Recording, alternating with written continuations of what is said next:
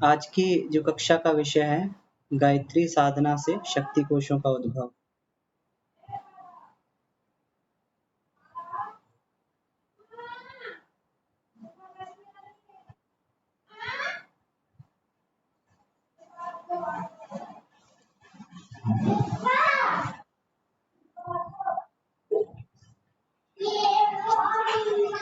पिछले पिछली बार की कक्षा में हम लोगों ने चर्चा की थी कि गायत्री की स्थूल प्रकृति और सूक्ष्म प्रकृति क्या है, और सूक्ष्म प्रकृति के अंदर हम लोगों ने चर्चा की थी कि गायत्री की 3 सूक्ष्म धाराएं हैं, जो सत, रज और तम। और गायत्री की स्थूल प्रकृति जो है पंच भौतिक सृष्टि है। तो गायत्री की का जो प्रकटीकरण होता है वो स्थूल प्रकृति के द्वारा होता है, लेकिन उस समय एक सूक्ष्म तत्व जो सतत विद्यमान है वो गायत्री का चेतनात्मक तत्व है, उसकी सूक्ष्म शक्ति धाराएं हैं। ह्रीम अर्थात सत शक्ति, श्रीम अर्थात रज शक्ति और क्लीम अर्थात तम शक्ति। वास्तव में धाराएं तो दो ही थी जिसे गायत्री और सावित्री बोलते हैं, चेतनामयी धारा और परमाणुमयी धारा। लेकिन जब इनका दोनों का समन्वय हुआ तो एक तीसरी धारा जिसे रस धारा बोला जाता है या जिसे जीव बोला जाता है।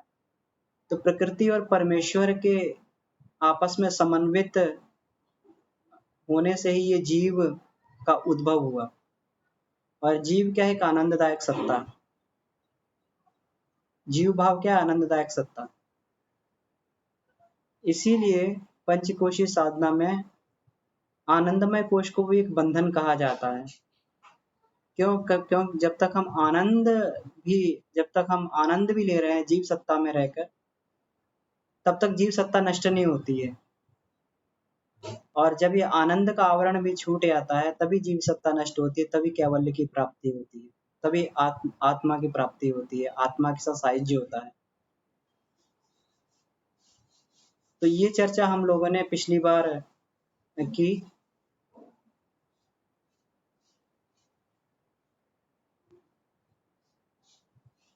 परम पूज्य गुरुदेव ने ये चीज को बड़ा ही स्पष्ट किया कि गायत्री कोई देवी देवता नहीं है, कोई भूत प्रेत नहीं है। गायत्री उस अनादि अगोचर अलख ब्रह्म की स्फुरणा है, स्फुरण शक्ति है। इस सृष्टि के मूल कारण में जो शक्ति कार्य कर रही है वही गायत्री, जिसकी प्रेरणा से संसार चल रहा है वही गायत्री है।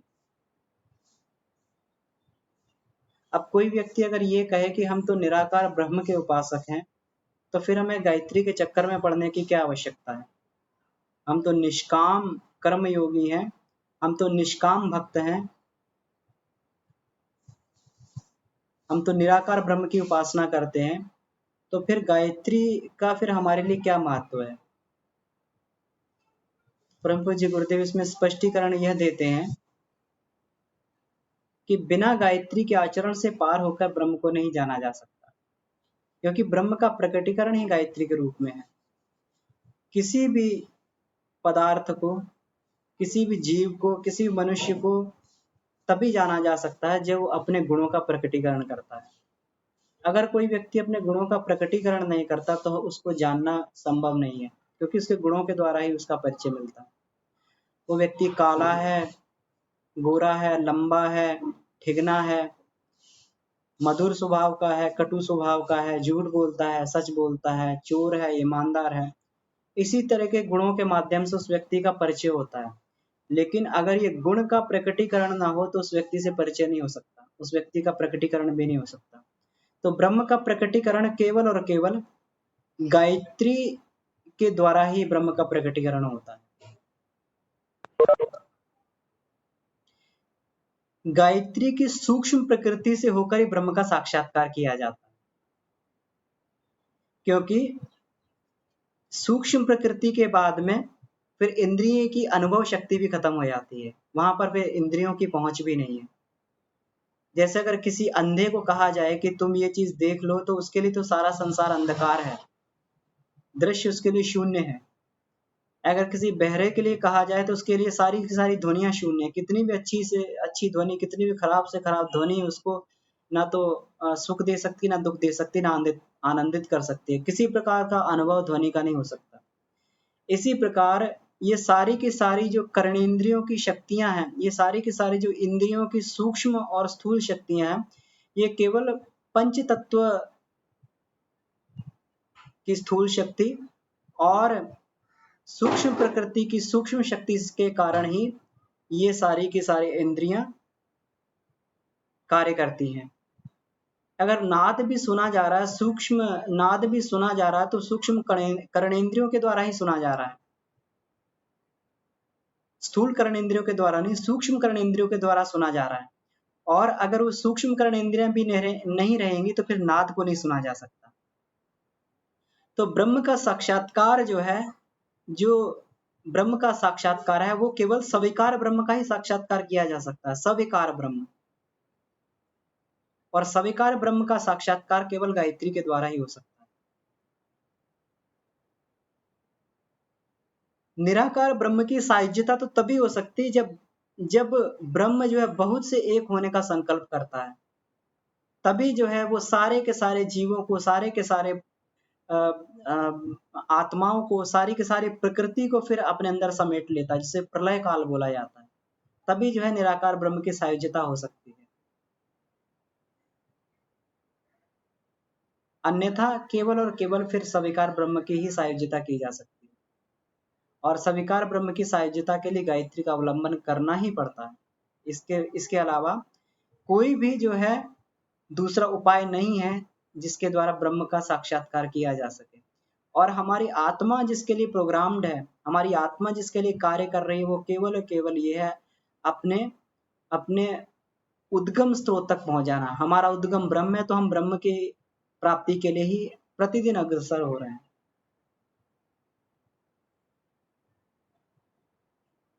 कोई चाहे चाहे ना चाहे, वो हर एक व्यक्ति एक ऐसे साइकिल में घूम रहा है जहां वो वापस लौटकर अपने अपने उद्गम के साथ विलय हो जाता है। जब व्यक्ति प्रयास करता है तो उसका जो है ये लक्ष्य बहुत तेजी से प्राप्त हो जाता है। और अगर नहीं प्रयास करता तो फिर जो है प्रकृति प्रदत्त जो साइकिल है, 84 लाख योनियों का साइकिल है, उसको वहां से गुजर के फिर जो है वहां पर सायुज्यता स्थापित करनी पड़ती है। लेकिन रास्ता केवल एक ही है। हम लोग कहते हैं कि मनुष्य को कर्म की स्वतंत्रता है, लेकिन मनुष्य को कर्म की स्वतंत्रता भी है तो केवल ईश्वर के डिसिप्लिन में कर्म की स्वतंत्रता है। ईश्वर के अनुशासन के बाहर, प्रकृति के अनुशासन के बाहर मनुष्य को कर्म करने की स्वतंत्रता नहीं है। तो हम सभी लोग जिसके लिए प्रोग्राम किए गए हैं वो है आत्म साक्षात्कार, वो है ब्रह्म से सायुज्यता स्थापित करना, जिसे कैवल्य बोला जाता है।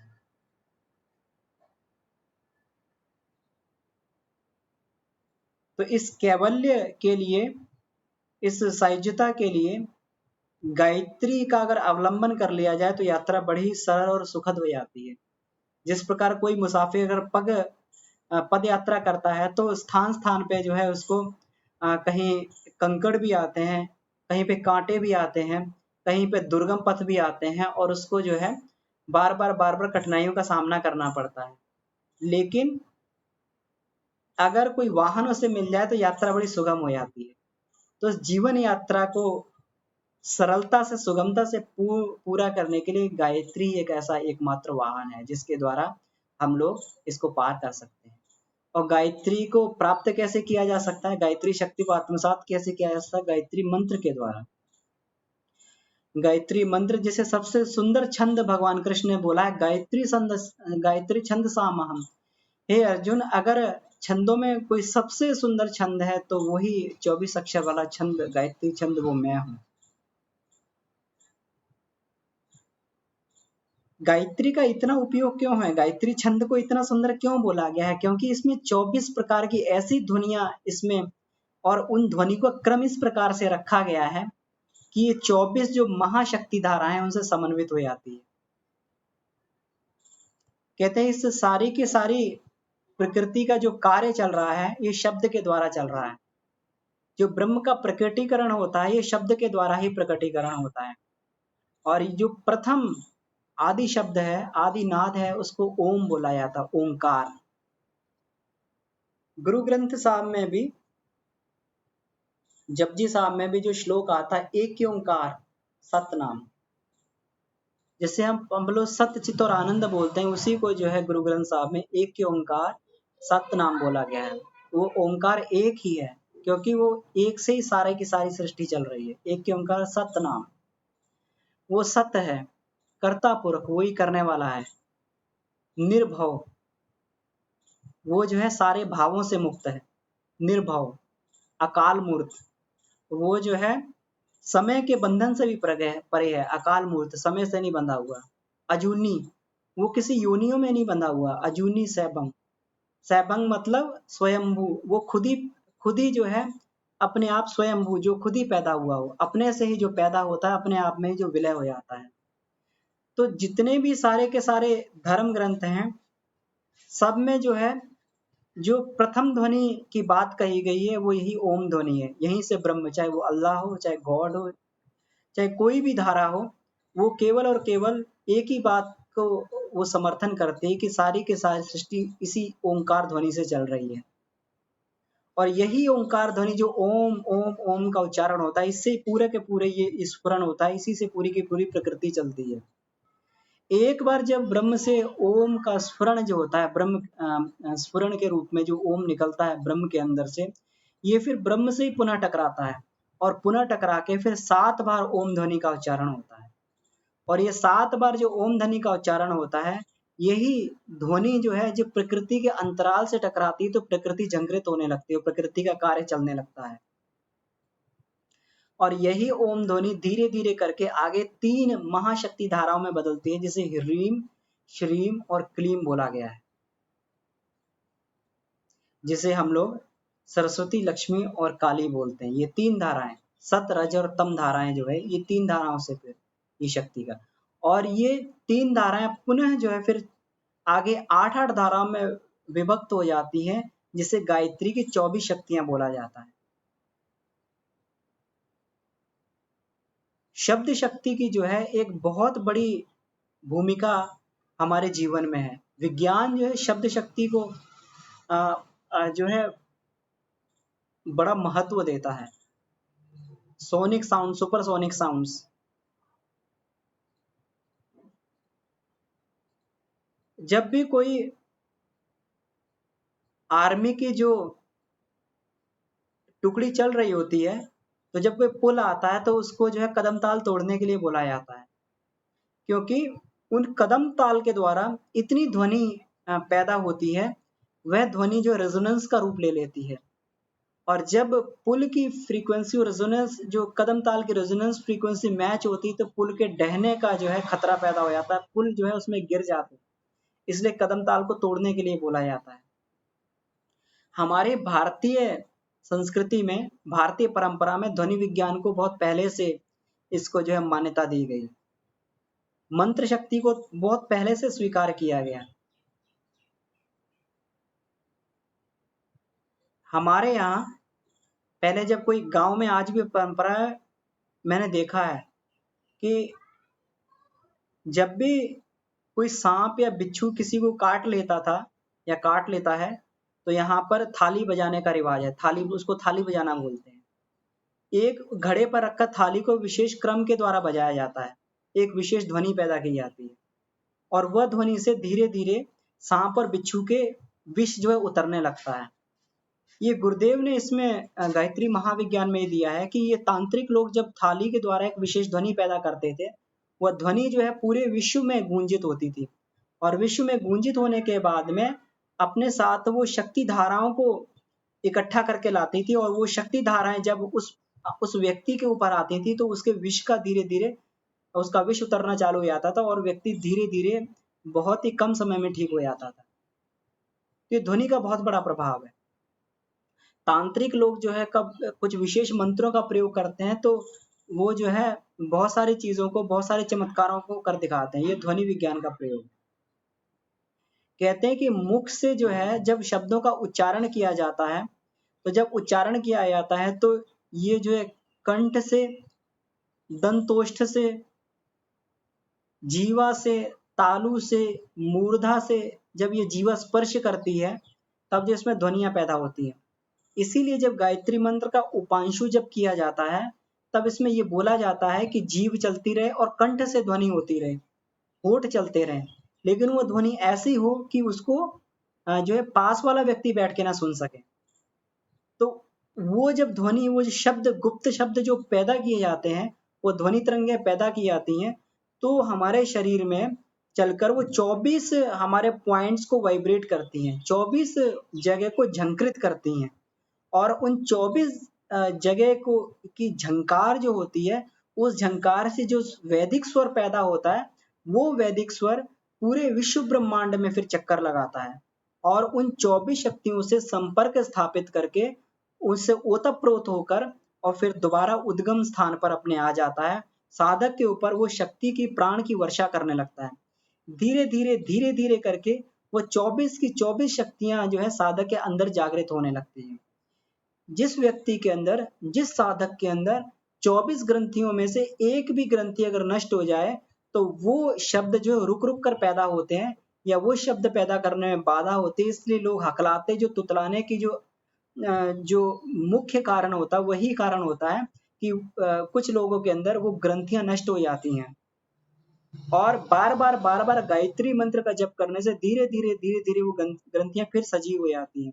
तो अगर किसी को तुतलाने की या फिर हकलाने की आदत है, धीरे धीरे उसका जो है गायत्री मंत्र जप के द्वारा उसका तुतलाना और हकलानापन भी उसका धीरे धीरे ठीक होने लगता है, क्योंकि वो ग्रंथियां जो है दोबारा जो है उसमें जीवित और जागृत हो जाती हैं। ये हुआ इसका शब्द प्रभाव। शब्द प्रभाव के साथ में जो इसको और भी बलवान बनाता है वो है साधक का श्रद्धामयी विश्वास। श्रद्धामयी विश्वास, श्रद्धा और विश्वास की एक बहुत बड़ी महिमा हमारे भारतीय संस्कृति में गाई गई है, जिसको कहा गया है भवानी शंकरो वंदे श्रद्धा विश्वास रूपिणे याभ्याम विनाम न पश्यन्ति सिद्धम स्वंत स्थिमीश्वरम। ये भवानी और शंकर श्रद्धा विश्वास रूप हैं। अगर ये श्रद्धा विश्वास रूप ना हो तो साधक अपने अंतःकरण में सिद्धा स्वंत स्थिमीश्वरम, जिसके द्वारा सिद्ध अपने हृदय में विराजमान ईश्वर का दर्शन नहीं कर सकते बिना श्रद्धा और विश्वास के। तो जब ये श्रद्धा और विश्वास साधक के अंदर जब ये जागृत हो जाता है तो ध्वनि और श्रद्धा और विश्वास मिलकर इसका प्रभाव जो असंख्य गुना बढ़ा देता है। अब यहाँ देखिए, यहाँ हम लोग कई बार हम लोगों के मन में कंफ्यूजन पैदा हो जाता है कि जब हम जप करते हैं तो वो मैकेनिकल हो जाता है, जप करते हैं तो हमारा मन नहीं लगता कि उस जप का प्रभाव रहेगा। लेकिन गुरुदेव ने जो कहा है कि जप का प्रभाव जो है जो जप को प्रभावित करने वाले हैं ये दो ही कारण हैं। एक ध्वनि विज्ञान जो हमारे मुख से शब्द निकलते हैं, दूसरा साधक का श्रद्धामयी विश्वास। अब श्रद्धा और विश्वास का केंद्र कहाँ होता है? हमारा मस्तिष्क होता है, जहां पर हमारी धारणा बनी होती है।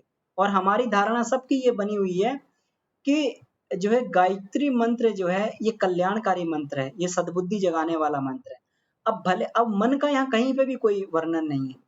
शब्द जो है मुख से पैदा हो रहा है उपांशु ध्वनि के द्वारा, और जो ये श्रद्धा और विश्वास है ये हृदय से और जो है हमारे सहस्त्रार से, जो कारण शरीर बोलते हैं वहां पर हमारा पैदा हो रहा है। और ये दोनों का कॉम्बिनेशन जो है एक शक्तिशाली प्रवाह को पैदा कर रहा है। तो भले ही मन लगे चाहे ना लगे, लेकिन अगर हमारा विश्वास है और शब्द का उच्चारण ठीक हो रहा है तो कोई भी इसमें बाधा नहीं है कि गायत्री मंत्र की हमें जो है शक्ति, गायत्री मंत्र की जो है हमें पूरा बेनिफिट, पूरा इसका लाभ हमें ना मिल सके। तो 24 शक्ति के द्वारा गायत्री मंत्र का लाभ हमें मिलता ही मिलता है। अब जब गायत्री मंत्र का जप किया जाता है तो गायत्री मंत्र कहाँ कहाँ हमारे शरीरों में ये प्रभाव देता है। तो 24 अक्षरों का ये इसमें वर्णन किया गया है। ओम सहस्त्रार, भू भुआ स्वः, फिर ये तत् सवितुर वरेण्यम भर्गो देवस्य धीमहि धियो यो नः और प्रचोदयात्। तो एक एक अंग पर गायत्री का कहाँ कहाँ प्रभाव पड़ता है, तो इस चित्र में जो है ये गुरुदेव ने गायत्री महाविज्ञान एक में दिया हुआ है। तो अगर हमारा मन कहीं पे भी नहीं लग रहा है, तो हम लोग केवल इसी चिंतन में जो अपने मन को लगा सकते हैं कि हमारे अंदर जो है ये ध्वनियाँ हमारे अंदर जो वाइब्रेशन पैदा हो रहा है अलग-अलग शरीर में अलग-अलग जगह पर, और ये ध्वनियाँ पैदा हो रही हैं, एक वैदिक स्वर पैदा हो रहा है और हमारा शरीर झंकृत हो रहा है। तो इस ध्यान से भी जो है एक बड़ा ही अच्छा हमारा जो है इससे हमारा इसमें मनोलय होने लगता है, हमारा मन लगने लगता है। अब इन शक्ति ध्वनियों की, इन अक्षरों की कहाँ पर क्या-क्या इनकी जो कौन-सी शक्तियाँ हैं और क्या हमें इससे फ़ायदा होता है, ये इसमें दिया गया है। तत्तापिनी शक्ति जो सफलता का प्रतीक है, ससफला पराक्रम का प्रतीक है, विश्वा पालन का प्रतीक है, तुरतुष्टि कल्याण का प्रतीक है, वरदा योग का प्रतीक है, रेवती प्रेम का प्रतीक है, णी सूक्ष्म धन का प्रतीक है, यम ज्ञाना तेज का प्रतीक है, भर भरगा रक्षा का प्रतीक है, गो गोमती बुद्धि का प्रतीक है, दे देवी का दमन का प्रतीक है, म मर्यादा संयम का प्रतीक है, ही स्फुटा तप का प्रतीक है, धी मेधा दूरदर्शिता का प्रतीक है, यो योग माया जागृति का प्रतीक है, यो योगिनी उत्पादन का प्रतीक है, प्रप्रभवा आदर्श का प्रतीक है, यो ऊष्मा साहस का प्रतीक है, द दृश्य विवेक का प्रतीक है, यात निरंजना सेवा का प्रतीक है। तो इस प्रकार से 24 शक्तियां जो है ये साधक के अंदर अनायास धीरे-धीरे पैदा होने लगती हैं। साधक को लगता है कि जैसे उसे कहीं ऊपरी लोगों से जो है उसको मदद मिल रही है, ऊपरी लोगों से उसको कहीं शक्ति प्राप्त हो रही है, कहीं अंतरिक्ष से उसको शक्ति प्राप्त हो रही है।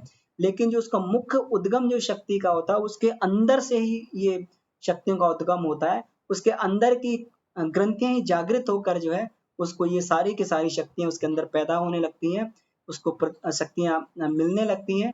और गायत्री साधक को लगता है कि मेरा बिल्कुल एकदम द्विजत्व दूसरा जन्म हो गया है, वो द्विजत्व की प्राप्ति करता है। उसे लगता है कि मेरे अंदर आमूल-चूल परिवर्तन हो गया है, मेरा बिल्कुल आंतरिक कायाकल्प हो गया है, बिल्कुल मेरा जो है मैं नर से नारायण और जो है मनुष्य से देवत्व की ओर अग्रसर हो रहा हूँ। तो इसी के साथ में जो है ये विषय यहीं पर, ये टॉपिक यहीं पर खत्म होता है। अगर हमारे कोई प्रश्न उत्तर हो तो उसको हम लोग चर्चा कर सकते हैं, नहीं तो क्लास को फिर हम लोग यहीं पर आज की क्लास को ही समापन किया जा सकता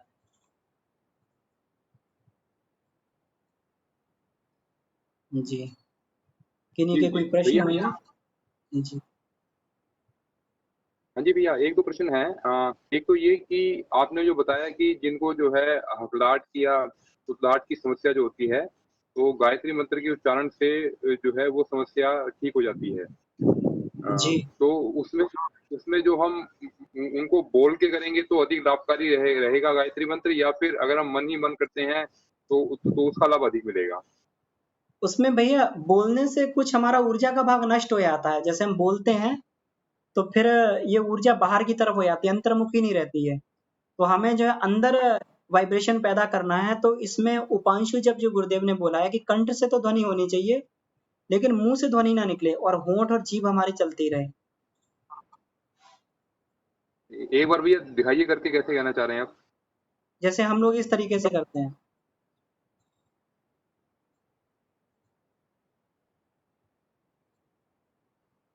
इस तरीके से मेरी ध्वनि आपको नहीं सुन रही, लेकिन मेरे होंठ भी चल रहे हैं और जीभ भी चल रही है और कंठ से ध्वनि भी हो रही है। कंठ से एक फुसफुसाहट का जो है स्वर निकल रहा है। तो ये अधिक लाभकारी रहेगा? बिल्कुल यही लाभकारी रहता है। यही यही प्रोसेस जो है गुरुदेव ने बताया। हम लोग जब सामूहिक जब उच्चारण करते हैं तब जो है इसको जोर से उच्चारण किया जा सकता है। अन्यथा जो अकेले में फिर उपांशु जप के लिए गुरुदेव ने बोला है।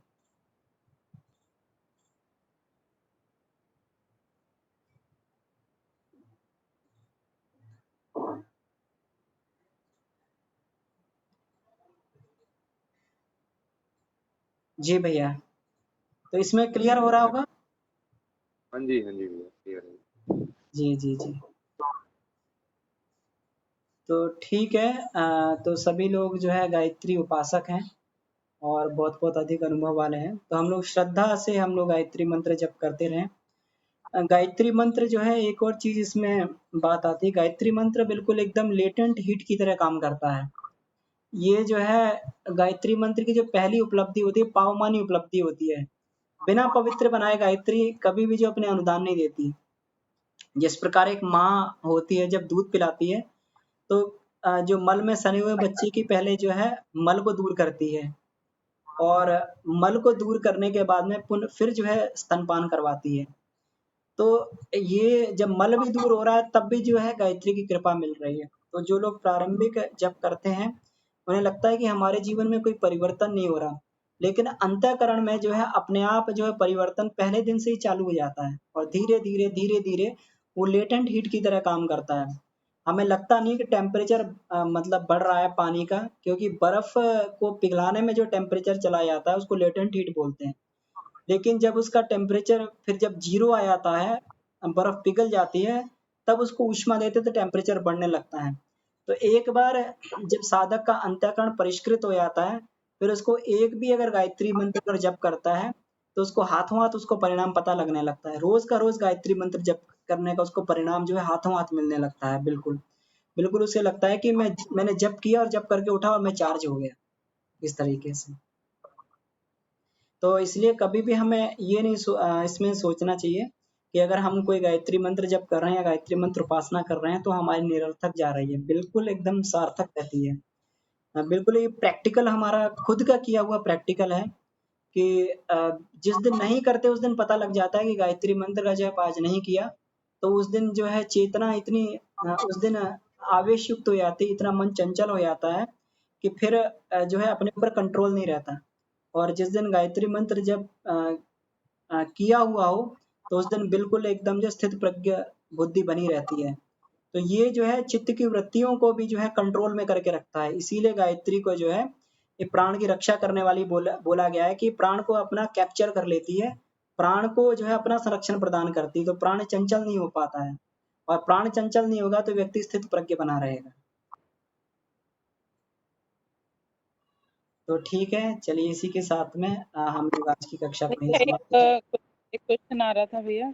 जी दीदी। अ, मतलब कई जगह ऐसा मुझे लग रहा है पढ़ा है कि पापों से मुक्ति मिलती है, इस तरह से भी काफी कुछ एग्जांपल्स दिए हैं, तो वो क्या कंसेप्ट है गायत्री मंत्र से पाप नष्ट होते हैं, मतलब वो क्या कैसे होता है?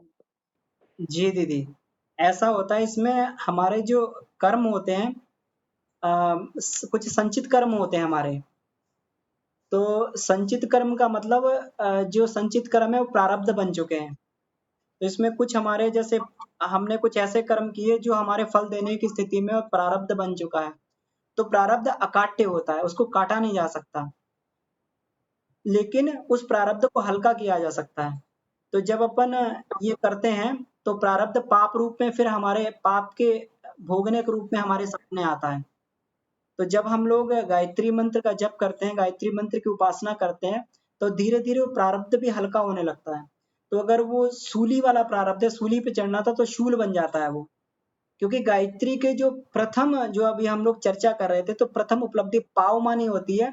तो पावमानी बनाने का मतलब ही जो है हमारे पापों का नष्ट करना है। अगर कोई हमारे अंदर पाप है या पाप की ग्रंथियां, तो गायत्री सबसे पहले उन्हीं को ठीक करती है। पापों को नष्ट कर देती है गायत्री। जो हमारे पिछले कर्म है, जो प्रारब्ध बन चुका है, प्रारब्ध को हल्का करने लगती है। तो जैसे क्योंकि प्रारब्ध तो को काटना ही पड़ता है। अगर पर ये होता है गायत्री साधक के साथ में कि ₹1 अगर प्रारब्ध था तो हो सकता है उसका प्रारब्ध इतना हल्का हो जाए कि 25% रह जाए और 25 पैसे रह जाए, तो 25 पैसे का प्रारब्ध उसे काटना पड़ेगा और साथ में उसकी आत्मिक ऊर्जा इतनी अधिक हो जाएगी, आत्मबल इतना अधिक हो जाएगा कि वो जो है आत्मबल है जो है उस प्रारब्ध को आसानी से काट देगा। तो एक तो उसमें उसमें हमारा वजन हल्का हो गया, उसमें हमारा पाप हल्का हो गया, प्रारब्ध हल्का हो गया और दूसरा आत्मबल भी अधिक बढ़ गया।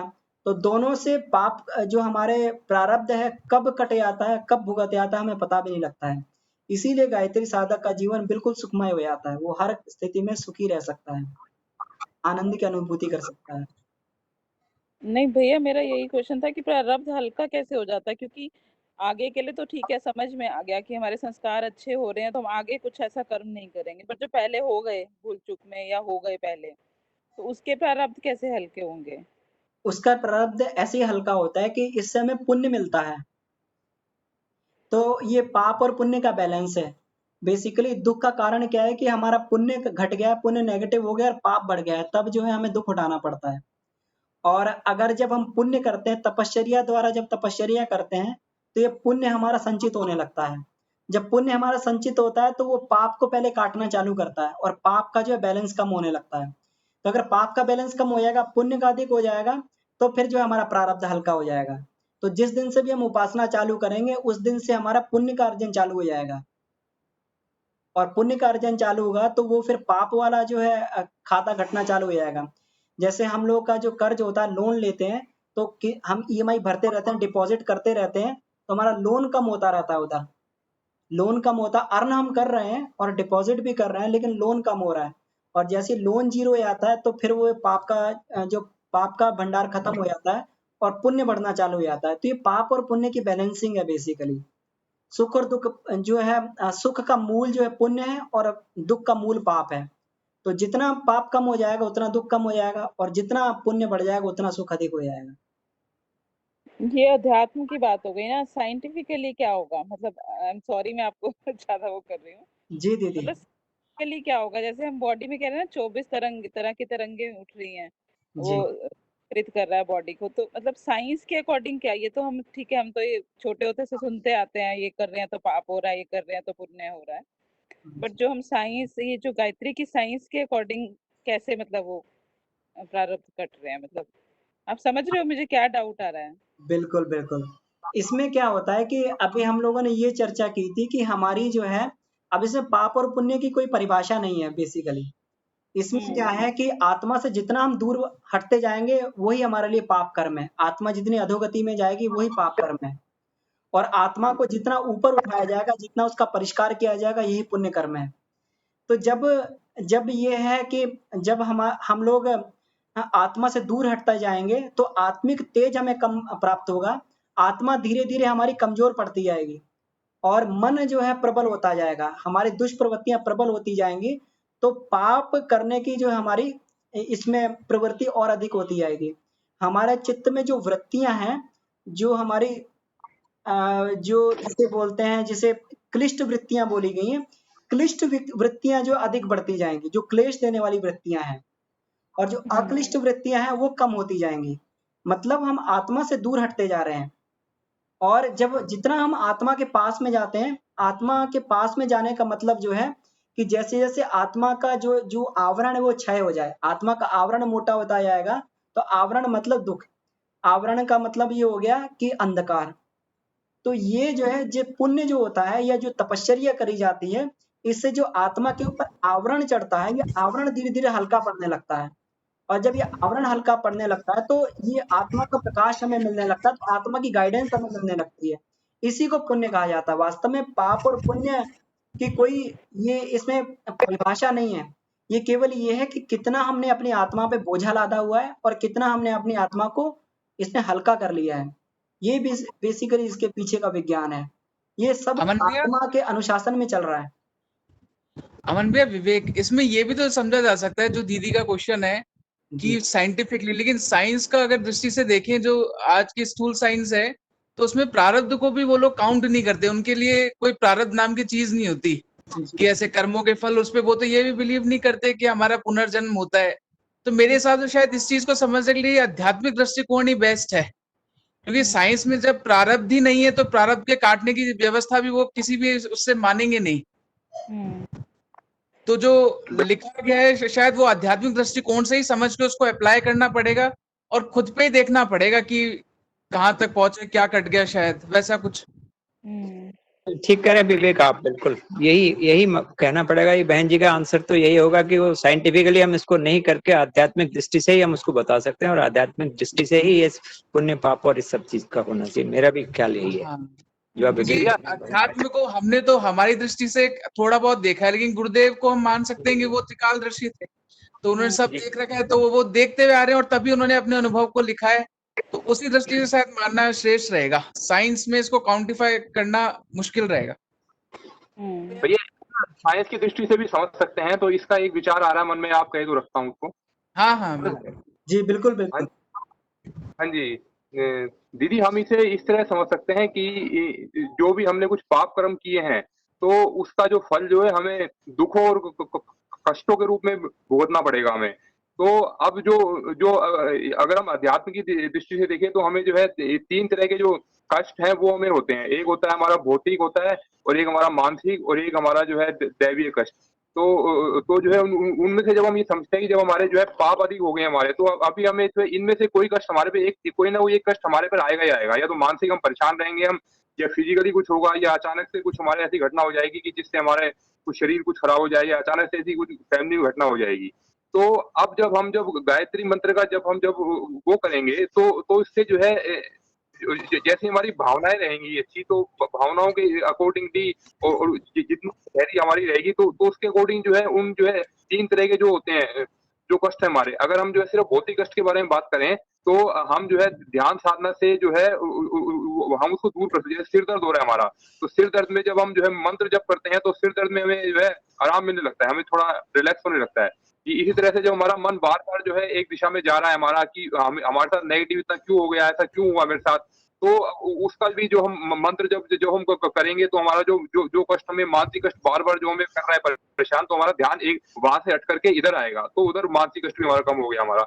और इसी चीज का जब हम जो है जब लगातार रिपीटिशन कर रहे हैं तो जो है जो जो तीसरा पक्ष जो है, जैसे कि अमन भैया ने भी पहले भी बताया हमें, और गुरुदेव ने भी कहा है कि जो है गायत्री साधक को जो अकाल मृत्यु नहीं आएगी, या अचानक से कोई जो उसके बाद जो सडन जो चीजें आती हैं वो उसके साथ में ऐसी घटना नहीं होती। तो इस प्रकार हम देख तो इस प्रकार ना जो 3 तरह के जो तो वो सभी के या उस डोज है वो जो है कम हो जाएगी इससे, गायत्री मंत्र के जब से जो है वो कम होती जाएगी इससे। जी भैया, आपका क्या विचार है? इसमें एक एंगल ऑफ विजन और आता है। ये बात दीदी ने बहुत सही उठाई कि क्योंकि ये इसलिए भी आ जाती है दिमाग में, क्योंकि मैं देखता हूँ जैसे यज्ञ कराते तो जो मन से बोला जाता है वो गायत्री मंत्र की डेफिनेशन में एक ही बार बार बोली जाती है, प्रारब्ध कट जाते हैं। Over a period of time मुझे जो लगा है ना कि ये डेफिनेशन चेंज करने की जरूरत है। मुझे लगता है कि प्रारब्ध ठीक है, जो मिलना है, लेकिन ऐसा अध्यात्म होना चाहिए प्रारब्ध बनने ना दे। सैद्धांतिक अध्यात्म हमें जो बात करनी चाहिए कि अध्यात्म ऐसा हो कि आप पिछला जो होगा वो तो चलो भुगत लेंगे, लेकिन आगे प्रारब्ध ना बने। तो वो तभी पॉसिबल है जब हम सैद्धांतिक अध्यात्म को अपनाएंगे। अध्यात्म मेरे को लगता है सिद्धांत और संवेदना इनका सम्मिश्रण सब हो जाता है। तो जो भी हो, स्वास्थ्य अगर सिद्धांत है तो स्वास्थ्य के रास्ते में जो भी दिक्कतें आ रही है उसको हटाना अध्यात्म है। और पुराना काट रहे हो और नया भी बनता जा रहा है तो उससे फर्क नहीं पड़ेगा, वो तो चलता ही चला जाएगा, वो कैलकुलेशन कभी खत्म ही नहीं होगी। हाँ बिल्कुल सही कह रहे हो कि नया ना बनने दें, पुराना को हाँ, हमें तो इसको शक्ति बना के चलना पड़ेगा अध्यात्म को, और ऐसी शक्ति कि वो आगे प्रारब्ध बनने ना दे किसी भी दृष्टि से। सच्ची बोल रही और हूँ। पुराने प्रारब्ध का जैसे नितिन भैया ने बताया कि वो हम कर रहे हैं, भगवान का नाम जप कर रहे हैं, तो वो ऑटोमेटिकली वो कम लगेगा हमें। वंदना दी, एक बार मैं बोलूं, थोड़ा सा मेरा इसमें थोड़ा सा एक्सपीरियंस है, मैं सच्ची बोल रही हूँ। आवाज नहीं आ रही भैया। जी दीदी बिल्कुल। राम दी, आ रही मेरी आवाज सबको? जी जी आवाज आ रही है आपकी। हाँ जी भैया, इस पे ये बड़ा वैसा टॉपिक है। मैंने एक बुक पढ़ी थी गुरुदेव की, बहुत पतली सी। वंदना दी पहले उसको पढ़ने की मेरे ख्याल से। दीदी आवाज कम है, थोड़ा सा एक बार लाउड बोलना, नजदीक रख के। क्लियर नहीं आ रही। आ रही भैया? अभी आ रही आवाज? हाँ अब आ रही। मैं ये कह रही हूँ भैया, गुरुदेव की एक बुक है ईश्वरीय न्याय, ठीक है? वो हम सब ने पढ़ी है, पता नहीं अगर नहीं पढ़ी है तो उसको पढ़िएगा। उसमें गुरुदेव ने सीधे लिखा है कि जो जैसे शारीरिक, जो मेरा अपना एक्सपीरियंस है, मैं उसके बेसिस पे बात कर रही हूँ, और उसको पढ़ के जो मैंने निष्कर्ष निकाला है अपनी लाइफ, अपनी और अपने हस्बैंड के, कि गुरुदेव लिखे हुए हैं कि जैसे अभी हम लोग खुद भी देखते हैं कि हर आदमी को एक तरीके की शारीरिक कष्ट नहीं होता है। किसी को आंख से रिलेटेड है, किसी को पैर से रिलेटेड है, किसी को हड्डियों से रिलेटेड है। हर आदमी अलग अलग तरीके के कष्ट से परेशान होता है। वो कारण वही होता है कि जो जिस अंग से ज्यादा ये किया होता है, जैसे कोई बस मानसिक परेशान होता है, तो जो जिस विधि से किसी तरीके से पाप किया होता है, किसी को कष्ट पहुंचाया होता है, तो गुरुदेव ने लिखा है कि दूसरे जन्म में जब हम पैदा होते हैं, जब शरीर धारण करते हैं, तो उसमें वो अंग कमजोर कर दिया जाता है। वो अंग कमजोर कर दिया जाता है कि एक तो उस अंग को आराम मिल जाए, और दूसरा है कि उसकी ग्लानि आदमी के अंदर रहती है। उसका एक वो रहता है कि ये चीज़ मेरी कमजोर है, उसको करने के लिए, सही करने के लिए वो कोशिश करता है जो है। तो वहां से उसका, और ये चीज कभी भी प्रारब्ध कट के ऐसा नहीं है कि जो हम करते जा रहे जुड़ता जा रहा है। एक चीज तो है ना कि हम जो अगर थोड़ा सा बैठ करके सोचते हैं तो ये चीज समझ में आती है कि जो भी हो रहा है, चाहे वो किसी के लिए भी माध्यम चाहे जो बन रहा है, लेकिन हमारे किसी न किसी कर्मों की वजह से ही हमारे लाइफ में घट रहा है।